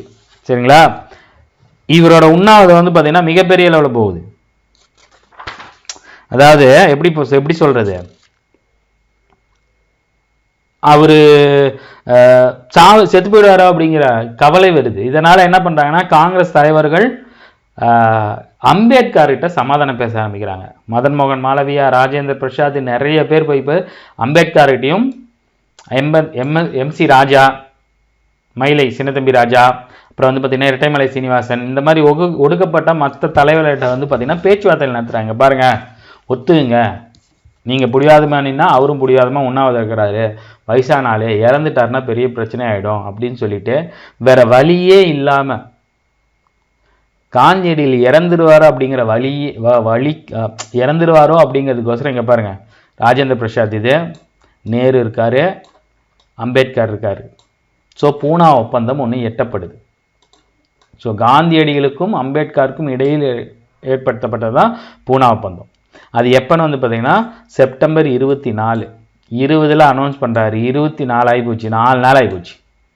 ஆனால் அவர் எப்போ ஒப்பந்தம்லாம் முடிஞ்சு 26 தான் வந்து பார்த்தீங்கன்னா 5:30 மணிக்கு அவரோட உண்ணாவிரதத்தை முடிச்சுக்கிறார். கிட்டத்தட்ட 6 நாள் ஆகிப்போச்சு. 6 நாள் எதுவுமே சோறு தண்ணி இல்லாமல் மனுஷன் உண்ணாவிரதமே இருக்கார், தண்ணி கூட குடிக்க மாட்டார். உண்ணாவிரதம் உட்காந்தாருனா 21 நாள் வரைக்கும் இவர் உண்ணாவிரதம் இருப்பாருங்க காந்தியடிகள். அந்த அளவுக்கு போல்டான ஆள். ஸோ இந்த பூனா ஒப்பந்தம் வந்து பார்த்தீங்கன்னா தனித்தொகுதிகள் பற்றிய கொள்கைகள் கைவிடப்படுது. அதுக்கு பழுதாக ஒடுக்கப்பட்ட மக்களுக்கு இடஒதுக்கீடு, தனித்தொகுதியிலிருந்து இடஒதுக்கீடு அப்படிங்கிற இதுக்கு வராங்க. கூட்டு தொகுதிகளும் வளர்கிறாங்க. அதாவது தாழ்த்தப்பட்ட மக்களுக்குன்னு தனி தொகுதிகள் இருக்காது. பிற இந்துக்களைப் போலவே அவர்களும் பொது தொகுதியில் வாக்களிப்பாளர்கள். பொது தொகுதிகளில் தாழ்த்தப்பட்டோருக்கு குறிப்பிட்ட இடங்கள் அளிக்கப்படும். ஒவ்வொரு ஒதுக்கப்பட்ட இடத்திற்கும் தாழ்த்தப்பட்டோர் 4 வேட்பாளரை தங்களுக்குள்ளேருந்து தேர்ந்தெடுக்கும். இப்ப இருக்கிற அப்படியே இருக்கிற செக்மெண்ட் அது. சரியா? ஸோ இந்த ஒப்பந்தம் வந்து பார்த்தீங்கன்னா ஒடுக்கப்பட்ட வகுப்பினருக்கு 71 கொடுக்கறதாலேருந்து 148 அதிகரிக்கப்படுது. மத்திய சட்டப்பேரவையில் 18% ஒதுக்கப்படுதுன்னா, ஆனால் இதை காங்கிரஸில் நிறைய பேர் வந்து பார்த்தீங்கன்னா ஒத்துக்கல. இந்த பூனா ஒப்பந்தத்தால் வந்து பார்த்தீங்கன்னா காந்தியின் உயிரை காப்பாற்றுவதற்காக இந்த பூனா ஒப்பந்தம் பயன்பட்டதே தவிர வேறு ஒன்றுமில்லை அப்படின்னு பிஜி டெண்டுல்கர் ஒருத்தர் சொல்றார். சரியா? ஸோ 3 வட்டமேசை இது இதைத் தொடர்ந்து 3வது வட்டமேசை மாநாடு 1932 நவம்பர் 17 டிசம்பர் 24 வரைக்கும் நடக்குது. 3வது வட்டமேசை மாநாடு சட்ட மறுப்பு இயக்கத்திற்கு காந்தியடிகள் புத்துயிர் விட்டுனால இந்த காங்கிரஸ்காரர்கள் யாரும் 3வது வட்டமேசை மாநாடுல கலந்துக்கல. 3 வட்டமேசை மாநாடு முடிஞ்சு போச்சு. 3 வட்டமேசை மாநாடுகளும் கலந்து கொண்டவர்கள் யாருன்னு வந்து பார்த்தீங்கன்னா BR அம்பேத்கர், MR ஜெயகர், ஆகா கான், தேஜ் பகதூர் சாப்ரு, NM ஜோஷி. நான் உங்களுக்கு மெட்டீரியல் அனுப்பும்போது இந்த பேர்லாம் ஆட் பண்ணி நான் உங்களுக்கு அனுப்பிடுறேன். சரியா? மறுபடியும் சொல்கிறேன், நோட் பண்ணிங்க. BR அம்பேத்கர், MR ஜெயகர், ஆகா கான், தேஜ் பகதூர் சாப்ரு, NM ஜோஷி. சரியா? 1வது மட்டவாசை மாநாடின் போது வைஸ்ராய் இருந்தவர் இர்வின். அடுத்த 2, 3 வந்து பார்த்தீங்கன்னா வெலிங்டன் பிரபு. சரியா? 3 வட்டமேசை மாநாடுக்கும் நடைபெறும் போது பிரதமராக இருந்தவர் வந்து பார்த்தீங்கன்னா இந்த ஆகஸ்ட் நன்கொடையை அறிவித்த ராம்சே மெக்டொனால்ட். சரியா? ரொம்ப முக்கியமானது. இவங்க என்னதான் இந்த வட்டமேசை மாநாடு 3மே எந்த முடிவும் எட்டப்படலைனாலும் 3 வச்சு இவங்க 1933 ஒரு அறிக்கை ரிலீஸ் பண்றாங்க. அதுதான் வந்து பார்த்தீங்கன்னா வெள்ளை அறிக்கை அப்படின்னு சொல்லுவாங்க. என்னது? வெள்ளை அறிக்கை. சரியா? வெலிங்டன் அப்படிங்கிற ஒரு ஆள் ரிலீஸ் பண்ணது வெள்ளை அறிக்கை அல்லது வெள்ளைத்தாள் அறிக்கை. இந்த வெள்ளைத்தாள் அறிக்கையின் அடிப்படையில் தான் வந்து பார்த்தீங்கன்னா 1935 இந்திய அரசாங்க சட்டம் இயற்றப்பட்டிருக்கும். இந்த 1935 அரசாங்க சட்டத்தை கொண்டு தான் 1937 எலெக்ஷன் நடந்திருக்கும். சரியா? இந்த வெள்ளை அறிக்கை வந்து பார்த்தீங்கன்னா பிரச்சனைக்கு தீர்வாகவோ புதிய சட்டத்தை அறிமுகம் செய்யவோ வெளியிடப்படுவது. இப்போ நீங்கள் வந்து இப்போ இந்த அரசியலை உற்று நோக்குனீங்கன்னா எங்கேயாவது சிஎம் ஃபாரின் போயிட்டு வந்தால் வெள்ளை அறிக்கை கொடுங்க, வெள்ளை அறிக்கை கொடுங்கன்னு கேட்பாங்க. சரியா? வெள்ளை அறிக்கை என்னன்னா, நாங்கள் என்ன பண்ணியிருக்கோம், அதற்கான முடிவு என்ன, அதுக்கான சாட்சியம் என்ன, அதற்கான அறிக்கை என்ன, டீட்டெயில்டாக இருக்கும். டீட்டெயில்டாக இருக்கிறதா வெள்ளை அறிக்கை. அது ஒரு கவர்மெண்ட் டாக்குமெண்டட். அதில் நீங்கள் பொய் சொல்ல முடியாது. நீங்கள் பொய் சொல்லிட்டீங்கன்னா அதை வச்சு உங்களுக்கு கேள்விகள் வரும். ஸோ வெள்ளை அறிக்கை 1933. சரியா? இப்ப காந்தியடிகளுக்கும் அம்பேத்கருக்கும் இடையே இந்த பூனா ஒப்பந்தம் வந்து பார்த்தீங்கன்னா காந்தியடிகளுக்கு வந்து பார்த்தீங்கன்னா தீண்டாமை சம்பந்தமான மக்களுக்கு நம்ம இது கொடுக்கணும், விழிப்புணர்வு கொடுக்கணும் அப்படிங்கிறது தெரியும். What is women's role? இங்க பாருங்க, ஹரிஜன் அப்படிங்கிற பத்திரிகை 1940 ஜனவரி 24 பூனா. இந்த ஹரிஜன் பத்திரிகையை யார் தொடங்கியிருப்பாருன்னு வந்து பார்த்தீங்கன்னா காந்தியடிகள். ஸோ இந்த 32ல் இந்த பூனா ஒப்பந்தத்துக்கு அப்புறம் தீண்டாமைக்கு எதிரான பிரச்சாரத்தை மேற்கொள்ளணும் காந்தியடிகள். ஏன்னா 34ல் என்ன ஆகுனா காந்தியடிகள் வந்து பார்த்தீங்கன்னா காங்கிரஸ்லேருந்து வெளியே வந்துடுவார். அக்டோபர் 30, 1934 காங்கிரஸ் கட்சியிலேருந்து விலகி ஹரிஜன் மக்களுக்காக போகிறார். ஒரு 2 வருஷம் கழிச்சு. அதுக்கப்புறம் 34க்கு அப்புறம் விலங்கினவர் மறுபடியும் காங்கிரஸில் சேரவே மாட்டார். ஆனால் அவர் சொல்கிறதான் காங்கிரஸ் கேட்டு நடந்துட்டு இருக்கும். காங்கிரஸில் அதிகாரப்பூர்வமாக அவர் விலகிடுவார். அடுத்த சில ஆண்டுகள் தீண்டாமை ஒழிப்பதற்காக காந்தியடிகள், ஏன்னா இவங்க அடிக்கடி இந்த வெள்ளைக்காரனுங்க வந்து வகுப்புவாதம்னு சொல்கிறதுனால அது மட்டும் இல்லாமல் அம்பேத்கர் அவர் தொடர்பான ஜாதி அமைப்புகள் அதையெல்லாம் இவர் வந்து பார்த்தீங்கன்னா மீட் பண்ண காந்தியடிகள் அந்த தீண்டாமை அப்படிங்கிறது மிகப்பெரிய தாக்கத்தை ஏற்படுத்தியிருக்கும். அதனால் ஹரிஜன் அப்படிங்கிற பெயரில் காந்தியடிகள் ஒரு பத்திரிகை தொடங்குவார். இப்போ இந்த வார்த்தை மிகப்பெரிய அளவில் யூஸ் பண்ணுறதில்ல. தாழ்த்தப்பட்ட மக்களே அப்போ ஹரிஜனர் மக்கள் அப்படின்னு சொல்லுவாங்க. அது காந்தியடிகள் கொண்டு வந்த டேர்ம்ஸ். சரியா? அதுதான் ஹரிஜனர் அப்படின்னு தமிழில் சொல்லுவாங்க. அங்கே வந்து பார்த்தீங்கன்னா காந்தியடிகள் ஹரிஜன் அப்படிங்கிற பேர்லேயே ஒரு பத்திரிகை தொடங்கியிருப்பார். அவரோட இருப்பிடத்தை வார்தாவிலிருந்து ஒரு சத்தியாகிரக ஆசிரமத்துக்கு மாற்றிருப்பார். அந்த ஹரிஜனர்கள் அப்படின்னு சொல்லக்கூடிய அந்த மக்களுக்கு உண்டான ஆதரவை பெறுவதற்காக அவங்களுடைய சேர்ந்து நாடு தழுவிய பயணத்தை மேற்கொண்டிருப்பார் காந்தியடிகள். அப்போ தான் வந்து பார்த்தீங்கன்னா ஹரிஜன் சேவக் சங்கம் அப்படிங்கிறது ஒன்று ஆரம்பிச்சிருப்பாங்க. அகில இந்திய தீண்டாமை எதிர்ப்பு லீக் 1932 மகாத்மா காந்தியால் நிறுவப்பட்ட லாப நோக்கமற்ற ஒரு இயக்கம் தான் வந்து பார்த்தீங்கன்னா ஹரிஜன் சேவக் சங்கம். சரியா? ஸோ ஹரிஜன் சேவக் சங்கம், ஹரிஜன் சங்கத்தின் ஊழியர்கள் அப்படின்னு முதல்ல வந்து பார்த்தீங்கன்னா இந்திய தீண்டாமை எதிர்ப்பு லீக்கு, பின்னாடி ஹரிஜன் சேவக் சங்கம். சேவக்னா ஊழியர்கள், சேவக் சங்கத்தின் ஊழியர்கள்னு அர்த்தம். சரியா? அப்படி பேர் மாற்றிருப்பாங்க. ஸோ அந்த நேரத்தில் அவர் ஆரம்பிச்சப்ப அதோட யாருன்னா அதோட நிறுவன தலைவர் கன்ஷியாம் தாஸ் பிர்லா, ஜிடி பிர்லா அப்படின்னு சொல்லுவாங்க, தொழிலதிபர் ஜிடி பிர்லா. டாடா பிர்லாவான்னு கேட்குறாங்கல்ல, அந்த மாதிரி ஒருத்தர் பிர்லா, கன்ஷியம் ஜிடி பிர்லா. அதை நிறுவன தலைவராக அமிர்தலால் தாக்கர் அப்படின்னு சொல்லிட்டு செயலாளராக ஒருத்தர் வந்து இருக்கிறார். இந்தியாவில் தீண்டாமை ஒழிக்கவும் ஹரிஜனர் அல்லது தலித் மக்களுக்காக இந்தியாவில் தாழ்த்தப்பட்ட வகுப்பினர் மேம்பாட்டுக்காக இந்த இயக்கம் வந்து பார்த்தீங்கன்னா இப்போ வரைக்கும் லைவ்ல செயல்பட்டு இருக்கு. இதோட ஹெட் ஆஃபீஸ் வந்து பார்த்தீங்கன்னா டெல்லியில் இருக்கிற கிங்ஸ்வே கேம்ப். 26 கிளைகள் இருக்கு இந்தியா வரைக்கும். இப்போ வரைக்கும் தமிழ்நாட்டில் இருக்கனா இருக்கு. விழுப்புரம் மாவட்டத்தில் ஒரு உறைவிட நடுநிலை பள்ளி இருக்கு. மதுரையில் எம்ஆர் சுப்பிரமணியனோட நினைவு உறைவிட பள்ளி. தாழ்த்தப்பட்ட ஒதுக்கப்பட்ட பிற்படுத்தப்பட்ட மக்கள் வந்து பார்த்தீங்கன்னா அங்கே போய் தங்கி சாப்பிட்டு படிச்சுக்கலாம் குழந்தைங்க. சரியா? இவரோட இந்த தாக்கம் தான் வந்து பார்த்தீங்கன்னா 1933 ஜனவரி 8ஆம் நாள் கோவில் நுழைவு நாளாக காந்தியடிகள் அனுசரிக்கிறார். கோவில் நுழைவு நாள்னா எந்தெந்த மக்கள்லாம் நீங்கள் கோயிலுக்குள்ளே போகக்கூடாதுன்னு சொன்னீங்களோ அந்த மக்களை வச்சு கோயிலுக்குள்ளே இவர் போகிறது. சரியா? ஸோ இந்த கேப்பில் தான் வந்து பார்த்தீங்கன்னா நிறைய சோசியலிச இயக்கங்கள் தொடங்குது. சரியா? இது ஸ்கூல் புக்கில் இருக்கிற பாயிண்ட்ஸை தான் நான் அப்படியே கொண்டு வந்திருப்பேன். 10th இருக்கிறது நிறைய வந்து பார்த்தீங்கன்னா அவுட் சோர்ஸ் புக்கில் இருக்கிற பாயிண்ட்ஸ்லாம் அதில் சேர்த்துருக்க மாட்டேன். ஏன்னா இதெல்லாம் நீங்கள் மறுபடியும் 12th படிப்பீங்க அப்போ. ஏன்னா இது ஆல்ரெடி கொஞ்சம் ஹெவியான சப்ஜெக்ட். சரியா? அதனால் அதே விஷயங்கள் தான் இருக்கும். அங்கங்கே மட்டும் ஆட் பண்ணியிருப்பேன். நீங்கள் 12th பார்க்கும்போது இந்த தீவிரவாத இயக்கங்கள் சோசியலிஸ்ட் இயக்கங்கள் பற்றியா இன்னும் டீட்டெயில்டாக நிறைய உங்களுக்கு தகவல்கள் நான் தரேன். சரியா? 1917ஆம் ஆண்டு ரஷ்ய புரட்சி நடந்திருக்கும். அதை தொடர்ந்து தான் ரஷ்யாவில் மிகப்பெரிய மாற்றம் கம்யூனிஸ்ட் கட்சி வந்திருக்கும். அப்போ இந்திய பொதுவுடைமை கட்சி வந்து பார்த்தீங்கன்னா அப்போ தான் ஆரம்பிச்சிருப்பாங்க. அது இந்தியாவில் ஃபஸ்ட்டு ஆரம்பிச்சிருக்க மாட்டாங்க. உஸ்பெகிஸ்தானில் இருக்கிற தாஸ்கண்ட் இந்தியாவிலேருந்து பக்கம். எப்போ? 1920 அக்டோபர் மாதம். அதில் ரொம்ப முக்கியமான நிறுவனர்கள் யாருன்னு வந்து பார்த்தீங்கன்னா எம்என் ராய், அபானி முகர்ஜி, எம்பிடி ஆச்சாரியா. சரியா? ஸோ 20 தொடர்ந்ததுக்கு அப்புறம் வந்து பார்த்தீங்கன்னா கம்யூனிஸ்ட் தலைவர்கள் ஒவ்வொருத்தராக இந்தியாவில் வர ஆரம்பிப்பாங்க. ஸோ இந்த கம்யூனிஸ்டம் தான் வெள்ளைக்காரங்களுக்கு மிகப்பெரிய ஒரு எதிரி. கம்யூனிஸ்ட்டை பார்த்தா பயப்படுவாங்க. ஏன்னா அவங்க முதலாளித்துவம், எதுக்கும் பயப்படாதீங்க. முதலாளித்துவத்தை கண்டு முதலாளித்துவத்தை சார்ந்தவர்கள் சமதர்ம கம்யூனிஸ்ட்டை பார்த்து பயப்படுவாங்க. இப்போ இருக்கிற கம்யூனிஸ்ட்லாம் அந்த மாதிரியான கொள்கையில் இருக்காங்களான்னு பார்த்தீங்கன்னா கொஞ்சம் பாதை மாறுறாங்க. ஆனால் பழைய கம்யூனிஸ்டில் பார்த்தாலே நடுங்குவாங்க. எதுக்குமே ஒத்து போக மாட்டாங்க. முதலாளி பணக்காரன் எதுக்குமே ஒத்து போக மாட்டாங்க, அடங்கவும் மாட்டாங்க. அவங்க என்ன கேட்குறாங்களோ அதை நீங்கள் செஞ்சாகணும். ஸோ இதை பார்த்து ஆங்கில அரசு நடுங்குனுச்சு. ஸோ அதனால் அவங்க மேலே வந்து பார்த்தீங்கன்னா 1924 கான்பூர் சதித்திட்ட வழக்கு ஒன்று போடுறாங்க. இந்த வழக்கில் வந்து பார்த்தீங்கன்னா கிட்டத்தட்ட ஒரு 12 பேரை கைது பண்ணணும்னு சொல்லி கைது பண்ண ட்ரை பண்ணுறாங்க.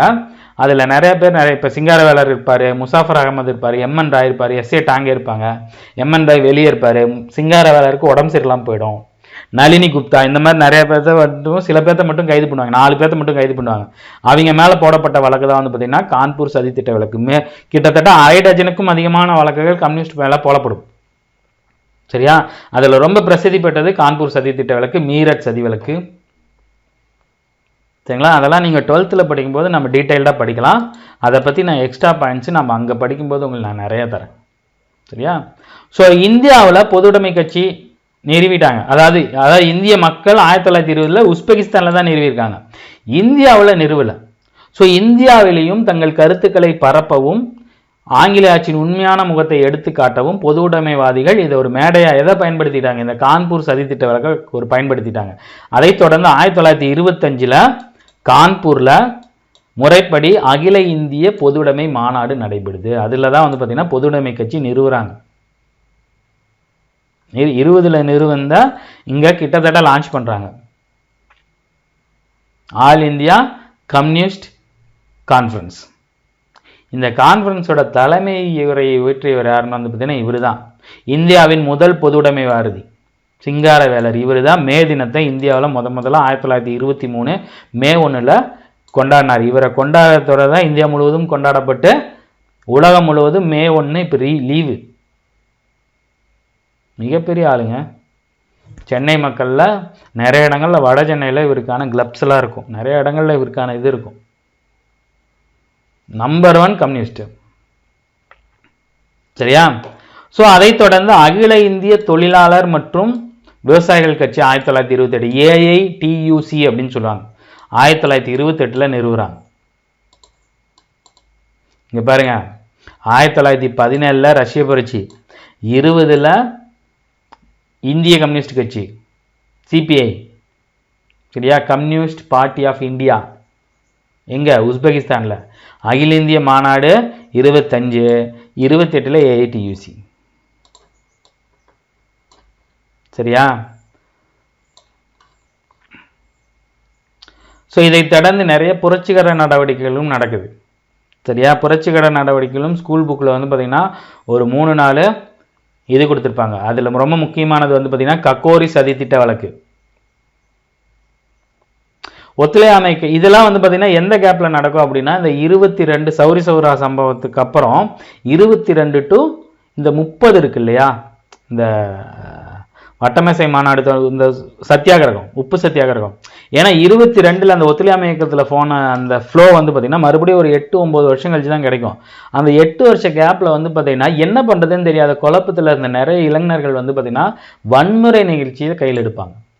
அதில் ஒன்று தான் 1924 இந்துஸ்தான் குடியரசு இராணுவம், HRA அப்படின்னா என்ன அர்த்தம்? இந்துஸ்தான் ரீபப்ளிகன் ஆர்மி அப்படின்னு. இந்த HRA வந்து தொடங்கினவர் வந்து பார்த்தீங்கன்னா சச்சின் யால் அப்படிங்கிற மாதிரி ஒருத்தர் தொடங்கியிருப்பாங்க, 12th புக்கில் கொடுத்துருப்பாங்க.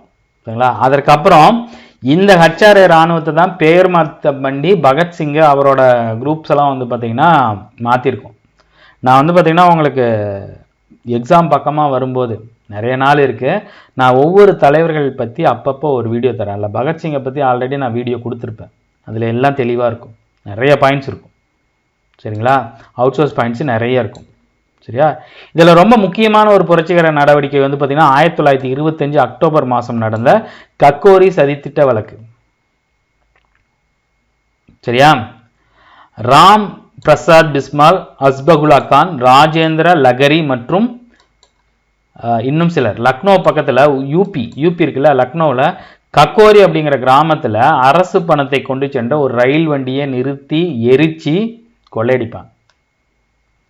அதில் வந்து பார்த்தீங்கன்னா ஒரு 2-3 பெண்கள் இறந்துருவாங்க, நிறைய பேர்த்துக்கு காயம் ஆகிப்படும். எவ்வளோ திருடுவாங்கிற அதிகம்லாம் இல்லை, ஒரு 8000 ரூபாய் திருடுவாங்க. சரியா? அதில் அந்த 4 பேர் இருக்காங்க இல்லையா, யார்? ராம் பிரசாத் பிஸ்மால், அஸ்புல்லா கான், ராஜேந்திர லகலி. சரியா? இவங்களுக்கு தூக்கு தண்டனை கொடுத்துருவாங்க. சரியா? இது ரொம்ப முக்கியமான ஒரு சதித்திட்ட வழக்கு. கக்கோரி சதி வழக்கு. இதை தொடர்ந்து தான் நம்ம ஆள் வராரு. யாரு? இன்குலாப் ஜிந்தாபாத் பகத்சிங். சரியா? பகத்சிங் வந்து பார்த்தீங்கன்னா, பகத்சிங்கை பற்றி நான் சொன்னேன் இல்லையா ஆல்ரெடி, உங்களுக்கு நான் ஒரு தனியாகவே ஒரு வீடியோ தரேன். தன்னிகரற்ற தலைவர். சின்ன வயசுலேயே அவரோட 20s தான், அவருக்கு ரொம்ப வயசு கம்மிங்க, ஒரு 24 வயசு 25 வயசுலேயே சட்டப்பேரவையில் குண்டு வீசி யாரையும் கொல்லல. அந்த குண்டு வீச்சு அவங்களுக்கு அவ்வளோ ஒரு பயத்தை கொண்டு வந்திருக்கும். சரியா? பஞ்சாப்ல பகத்சிங், சுகதேவ் மற்றும் ராஜ்குரு அவங்க தோழர்கள்லாம் சேர்ந்து இந்துஸ்தான் குடியேறிய ஒரு இராணுவத்தை பேர் மாற்றம் பண்ணி மறுபடியும் மாற்றி அமைப்பாங்க. இது 12th வரும்போது நம்ம இன்னும் டீட்டெயிலாக படிப்போம். சரியா? பொதுவுடைமை கருத்துக்களால ஈர்க்கப்பட்ட அவங்க வந்து பார்த்தீங்கன்னா அந்த சமதர்ம குடியரசு அமைப்பு அப்படிங்கிறத பேர் மாற்றம் சொல்லியிருப்பாங்க. அதாவது இந்திய குடியரசு இராணுவம் HR இந்துஸ்தான் ரீபப்ளிக் ஆர்மி அப்படிங்கிறது இந்துஸ்தான் சோசியலிஸ்ட் ரீபப்ளிக் ஆர்மின்னு பேர் மாற்றம் பண்ணுவாங்க. எங்க 28ல். எப்போ ஆரம்பிச்சிருப்பாங்க? 24 ஆரம்பிச்சது. சரியா? இவங்க நிறைய விஷயம் பண்ணுவாங்க. அதில் ரொம்ப முக்கியமான ஒன்று நான் சொன்னேன் இல்லையா, லாலா லஜபதி ராயை வந்து பார்த்தீங்கன்னா சைமன் ப்ரொட்டஸ்டில் ஒரு காவல்துறை அதிகாரி வந்து பார்த்தீங்கன்னா கடுமையாக தாக்கியிருப்பார். அவர் பேர் வந்து பார்த்தீங்கன்னா சாண்டர்சன். ஆனால் தாக்குனது வந்து பார்த்தீங்கன்னா ஒரு ஆள் சாண்டர்சன் வந்து பார்த்தீங்கன்னா இவங்க கொன்றுவாங்க. அதுக்கு பழிவாங்கும் நடவடிக்கையாக சாண்டர்சனை கொள்ளுவாங்க. அதுதான் லாகூர் சதித்திட்ட வழக்குன்னு சொல்லுவாங்க. அதுக்கப்புறம் 1929 இந்த சட்டப்பேரவையில் வந்து பார்த்தீங்கன்னா தொழிலாளர்களுக்கு எதிரான தொழில் தகராறுகள் சட்டம் அப்படிங்கிறத ஒன்று கொண்டு வர ட்ரை பண்ணுவாங்க. அப்போ இவங்க அந்த சட்டப்பேரவையிலேயே குண்டு வீசுவாங்க. யாருன்னா பகத்சிங்கும் BK தத்தும். குண்டு வீச்சில் யாரும் சாக மாட்டாங்க. ஆனால் சட்டப்பேரவையில் பிரிட்டிஷ்காரங்கிற சட்டப்பேரவையில் குண்டு வீசது எவ்வளவு பெரிய ஒரு ஹீரோயிக்கான மூமெண்ட்னு பாருங்க. குண்டை வீசிட்டு இன்குலாப் ஜிந்தாபாத் பாட்டாளி மக்கள் வாழ்க. இன்குலாப் ஜிந்தாபாத் அப்படின்னா புரட்சி ஓங்குகன்னு அர்த்தம். சரியா? இதை தொடர்ந்து இன்னும் நிறைய வேலைலாம் இங்கே பண்ணுவாங்க. நிறைய வேலை பண்ணிக்கிட்டே இருப்பாங்க. நான் போன இதில் பார்த்தோம் இல்லையா, பஞ்சாப் படுகொலை, ஜாலியன் வாலாபாக்கு வந்து முக்கியமான அந்த மாநில ஆளுநரை 21 வருஷம் கழிச்சு உத்தம் சிங் சுட்டு கொண்டுப்பார் இல்லையா. உத்தம் சிங்கும் பகத்சிங்கும் ஒரே குரூப்பை சேர்ந்தவங்க, ஃப்ரெண்ட்ஸு. சரியா? ஸோ ராஜகுருவும் பகத்சிங்கும் கைது செஞ்சு மரண தண்டனை விதிச்சிருவாங்க. இது விதிக்கக்கூடாது, இதை ரிவோக் பண்ணுங்க அப்படின்னு சொல்லிட்டு தான் இவர் கேட்பார், காந்தி கேட்பார். ஆனால் அவங்க ஒத்துக்க மாட்டாங்க. சரியா? ஸோ அதை அவங்க ஒத்துக்க மாட்டாங்க.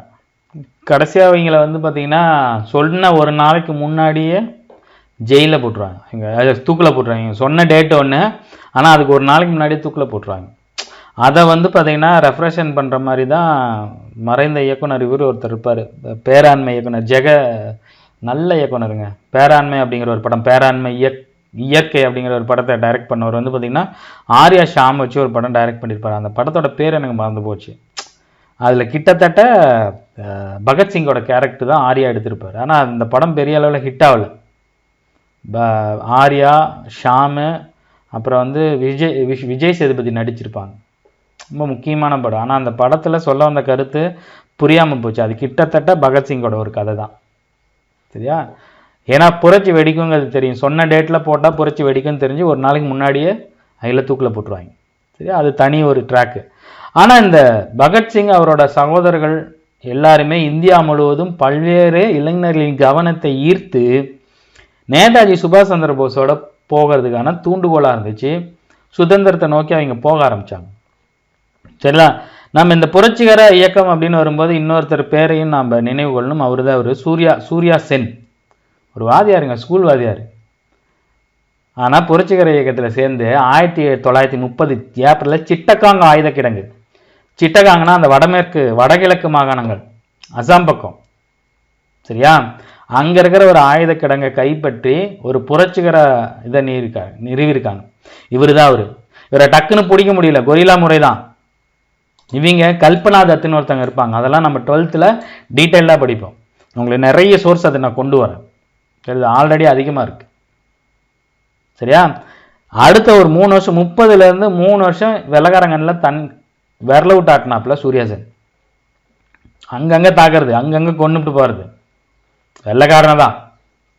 ஆனால் இவங்களுக்கு அந்த வடகிழக்கு மாகாணங்கள் ஏழை கிராமங்களில் இருந்த மலைவாழ் மக்கள்லாம் மிகப்பெரிய அளவில் ஹெல்ப் பண்ணியிருக்காங்க. ஸோ 33 இவரை கைது பண்ணி ஒரு வருஷத்துக்கு அப்புறம் இவரையும் தூக்கில் போட்டாங்க. இவர் தான் சூர்யா சென். சரியா? 1930களில் நாம் இப்போ பார்க்கறது வந்து பார்த்தீங்கன்னா நீங்கள் ரெண்டையும் போட்டு குழப்பிக்கூடாது. 22 சௌரி சௌரா சம்பவம் நடந்ததுக்கப்புறம் 23 சுயராஜ்ய கட்சி தேர்தல் அரசியலில் போகும்போது அப்போ இருந்த இளைஞர்களுக்கு என்ன பண்ணாமன்னு தெரியாமல் இடதுசாரிகளையும் தீவிரவாத குரூப்லையும் இறங்குறாங்க. ஸோ 1920 ஆரம்பித்த பொதுவுடைமை கட்சி 1930 மிகப்பெரிய அளவில் வலுபடுது. பிரிட்டனில் இருந்த காலனிய பாதிப்புகளும் அந்த மந்த நிலை ஏற்படுத்தினால அங்கிருந்த தொழிலாளருக்கும் மக்களுக்கும் ஆதரவாக பொதுவுடைமை கட்சி தான் நின்றுச்சு. சரியா?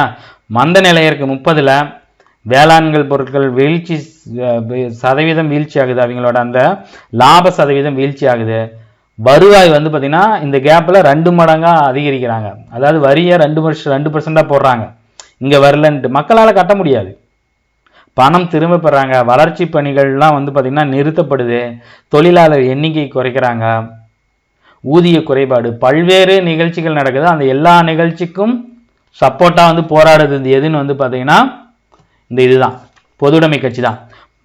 சரியா? போராடுனால அந்த பொதுவுடைமை கட்சி என்ன பண்ணுறாங்க, வெள்ளைக்காரன் என்ன பண்ணுவான், பதில் சொல்ல முடியலன்னா தடை செய்வான். அதை தான் பண்ணாங்க. 1934 பொதுவுடைமை கட்சி தடை செய்யப்படுது. ஆனால் தீவிர இடதுசாரி ஆதரவு முதல் தீவிர வலதுசாரி ஆதரவு வரையிலான அகன்ற அரசியல் பெற்ற இயக்கமாக சுயராஜ்யம் என்ற குறிக்கோளுடன் காங்கிரஸ் கட்சி வலுவான அமைப்பாக உருப்படுது. இந்த கேப்ல தான் இடதுசாரி வலதுசாரி எல்லாத்தையும் சேர்த்துக்கலாம். முதல்ல நம்மளுக்கு சுதந்திரம் வேணையா, அதுக்கப்புறம் தான் எல்லாத்துக்கும் பாதுகாப்பு வாங்க முடியும் அப்படின்னு சொல்லிட்டு ஒரு இடதுசாரி வலதுசாரி எல்லாத்தையும் சேர்த்துட்டு காங்கிரஸ் ஒரு பெரிய கட்சி அந்த காலகட்டத்தில் வளருது. 1934 ஜெயபிரகாஷ் நாராயணன், ஆச்சாரிய நரேந்திர தேவ் மற்றும் மினுமசானி 3 பேரும் சேர்ந்து காங்கிரஸ்குள்ளேயே காங்கிரஸ் சோசியலிஸ்ட் கட்சி, காங்கிரஸ் சமதர்ம கட்சி ஒன்று உருவாக்குறாங்க. தேசியவாதம் சமதர்மவாதத்துக்கான பாதை என்று நம்பி அவர்கள் காங்கிரஸ்ல இருந்து உழைக்க ஆரம்பிக்கிறாங்க. இடதுசாரி இயக்கத்தை 1934 கேன்சல் பண்ணதுக்கு அப்புறம் அதை பேரழிவிலிருந்து காப்பாற்றியவர் யாருன்னு வந்து பார்த்தீங்கன்னா பிசி ஜோஷி அப்படிங்கிறவர். யாரு? பிசி ஜோஷி. அதே மாதிரி இடதுசாரி இரட்டையர்கள், சியாமீஸ் ட்வின்ஸ் அப்படின்னு சொல்லுவாங்க. இடதுசாரி ஒட்டி பிறந்த இரட்டையர்கள் அப்படின்னு யாருன்னு வந்து பார்த்தீங்கன்னா ஜவஹர்லால் நேரும் சுபாஷ் சந்திர போஸும். 2 பேத்துக்குமே மார்க்சிய சோசியலிச சிந்தனை பிடிக்கும். புரியுங்களா? அதனால தான் இவர் என்ன பண்ணுவார்னா ஜெர்மனிக்கிட்டையும் முதல்ல ரஷ்யாட்ட தான் போய் உதவிக்கு போவார் சுபாஷ் சந்திர போஸ். சரியா? நேருவையும் போஸையும் என்ன சொல்லுவாங்க அப்படின்னா புரட்சிகர தீவிரவாதிகள், புரட்சிகர தேசியவாதிகள் தான் கூப்பிடுவாங்க. 2 பேர்த்தும் காந்திகிட்ட சண்டை போட்டுக்கிட்டே இருப்பாங்க. நேருவும் காந்தி எந்த அளவுக்கு க்ளோஸோ அதோட க்ளோஸு நேருவும் சுபாஷ் சந்திர போஸும். ஆனால் 3 பேர்த்துக்கும் நிறைய விஷயங்கள் வந்து பார்த்திங்கன்னா ஒத்துப்போகும், நிறைய விஷயங்களில் பிரச்சனை இருக்கும். இதை தொடர்ந்து தான் 1935 சட்டம் இயற்றப்படுது. அந்த சட்டத்தின் கீழே காங்கிரஸ் அமைச்சரவைகள் வருது. 35 வரைக்கும் காங்கிரஸ் என்ன பண்ணுது, தேர்தல் அரசியல் இல்லை, சுயராஜ்ய கட்சி தான் இருந்திருக்கும். 35க்கு அப்புறம் நாமளும் உள்ளே போகணும், சட்டமன்றத்தோட அதிகாரத்தை கைப்பற்றணும் அப்படின்னு சொல்லிட்டு எலெக்ஷனில் நின்று மேக்சிமம் எல்லா இடத்துலையும் காங்கிரஸ் பெருவாரியான வாக்குகள் வித்தியாசத்தில் ஜெயிக்குது. இங்கே நீதி கட்சி இந்த எலெக்ஷனில் வாஷ் அவுட்டு, அதுக்கப்புறம் ஒன்றும் இல்லாமல் போயிடுச்சு, காங்கிரஸ் பூம் ஆயிடுச்சு. சரியா? அதை எல்லாமே நம்ம அடுத்த வீடியோவில் பார்க்கோம். மேக்ஸிமம் அடுத்த வீடியோவோட இந்த பாடம் முடிஞ்சிடும். இதுவே வந்து பார்த்திங்கன்னா உங்களுக்கு கிட்டத்தட்ட இது வரைக்கும் அது ஒரு 1.5 மணி நேரம், அது ஒரு 1.5 மணி நேரம், இது ஒரு 1 மணி நேரம், இதுவே 4 மணி நேரம் வரும். நிறைய பாயிண்ட்டுக்கு ரொம்ப முக்கியமான ஒரு பாடம். ஸோ இந்த வீடியோ பதிவு உங்களுக்கு பயனுள்ளதாக இருக்கும்னு நினைக்கிறேன். இதே மாதிரி அடுத்த ஒரு வீடியோ பதிவில் நம்ம சந்திப்போம். தேங்க்யூ.